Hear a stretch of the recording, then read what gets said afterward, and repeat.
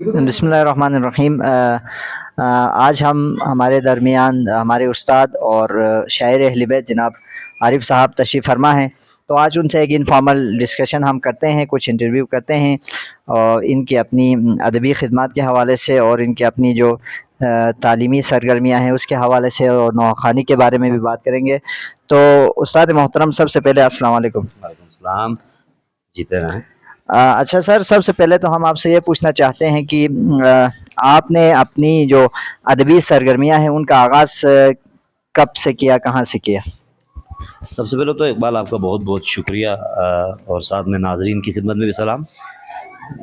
आगाज़ के हवाले से सन और साल का तो मुझे क़तई तौर पे मैं नहीं बता सकता, लेकिन इतना ज़रूर है कि जब मैं डिग्री कॉलेज कर दो मैं साल अव्वल का तालिब इल्म था, तो तब मैं शेर कहा करता था। मरहूम उस्ताद हशमत कमाल इल्हामी के पास एक मरतबा मैं लेकर गया था एक पर्ची जिस पर मैंने गज़ल लिखी थी, तो वो खैर उस वक्त तो उसकी इस्लाह नहीं हो सकी, लेकिन इतना ज़रूर है कि वो बात मुझे याद है। और उसके बाद फिर 2005 में पहली मरतबा बाज़ाब्ता एक महफ़िल मुसालमा में बहुज़ूर इमाम आली मकाम मौला हुसैन अलैहिस्सलाम के हुज़ूर एक सलाम पेश किया था, और वहीं से बाकायदा मैंने महफ़िल में शमूलियत इख्तियार की थी।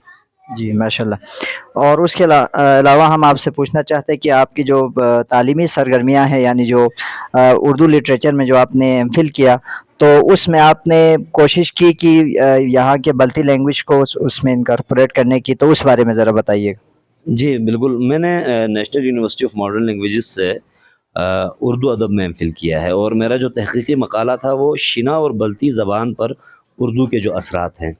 तो इस दौरान मुझे इन दोनों मादरी ज़बानों को, जो कि एक गिलगित की बड़ी ज़बान है और दूसरा हमारे यहाँ गिलगित बल्तिस्तानी है ही दो यूनिट्स, तो इस तरफ की बल्ती ज़बान जो है वो यहाँ की मरकज़ी ज़बान है। तो इन दोनों पर जो उर्दू के असरात हैं, जब मैंने इसको देखने की कोशिश की तहक़ीक़ी ज़ाविये से, तो कुछ न कुछ इन मादरी ज़बानों को भी समझने का मौका मिला, और साथ में इस बात को भी समझने का मौका मिला कि उर्दू ने गिलगित बल्तिस्तान को बहुत तेज़ी से अपनी लपेट में लिया है। और उसकी एक छोटी सी मिसाल ये भी है कि उर्दू की आमद के बाद न शिना में न बल्ती में, कम से कम मेरी नॉलेज में नहीं है, मैं इस प्लेटफॉर्म पे बात करूं कि, और न दौरान तहक़ीक़ ये बात सामने आई कि एक नया लफ्ज़ मकामी ईजाद नहीं हो सका। साथ साथ ये कि मैं समझता हूँ कि किसी भी ज़बान को महफूज करने के लिए अदब से बेहतर सांचा कोई नहीं है। तो लिहाजा इस हवाले से गुफ्तगू को मैं उस ज़ाविये पे लेके जाऊँगा कि ज़बान की तरवीज और उसका तहफ़्फ़ुज़ अदब ही के ज़रिए से मुमकिन है। तो इसके लिए मकामी अदब को, और ये जो ख़ालिस अदब है, एक अब तो मसला ये है कि चीज़ें कमर्शियल हो गई हैं, तो लिहाजा अब तो कोई चीज़ आती है तो उसमें सांचा अदब से ज़्यादा हम देखते हैं कि उसमें जो दुनियावी पैरामीटर्स हैं उनकी ज़रूरियात का ख़्याल रखा जाता है। तो एक ख़ालिस अदब को प्रमोट करने की ज़रूरत है, और उसकी कमी बहरहाल इन तीनों ज़बानों में महसूस होती है। क्या आप समझते हैं कि अभी पुराने दौर की निस्बत इस दौर में जो बल्ती या उर्दू अदब की जो किताबें हैं वो कम छप रही हैं? क्या इस पर काम नहीं हो रहा? देखिए, बात ये है कि किताबों के छपने के हवाले से देखें तो ये दौर ज़रा मुख्तलिफ दौर है। अब हमारे यहाँ किताबें आप देख सकते हैं कि सॉफ्टवेयर की शक्ल में भी, ई बुक्स की शक्ल में भी दस्तयाब हैं। तो किताबों तक रसाई या उनका लाना इतना मुश्किल काम नहीं रहा। मसला है शग़फ़ का, कि आप रीडर को कैसे लेके जाएंगे, आप अपने क़ारी को कैसे किताब तक खींच के लाएंगे। एक बात तो ये है। दूसरी बात ये है कि उर्दू और बल्ती, चूँकि आपने मकामी ज़बान और कौमी ज़बान दोनों को एक साथ रखा, तो इन दोनों का बैक वक्त तक़ाबुल इसलिए नहीं बनता कि मकामी ज़बानें हमारे यहाँ वसाइल भी महदूद हैं, और ऊपर से बल्ती ज़बान का कायदा, फिर उस कायदे के को राइज करने के मामलात ये मुख्तलिफ हैं। कौमी ज़बान के हाँ इसके लिए इदारे मौजूद हैं, इदारा फ़रोग़ ज़बान उर्दू मौजूद है, कौमी लुग़त बोर्ड के दफ़ातर मौजूद हैं, यूनिवर्सिटीज़ में उर्दू बाकायदा एक सब्जेक्ट है। लिहाजा उसके वहाँ आपकी निसाबी ज़रूरतों के तहत भी आपके पास गुंजाइश मौजूद है, जबकि मकामी ज़बानों पर काम करने की ज़रूरत है।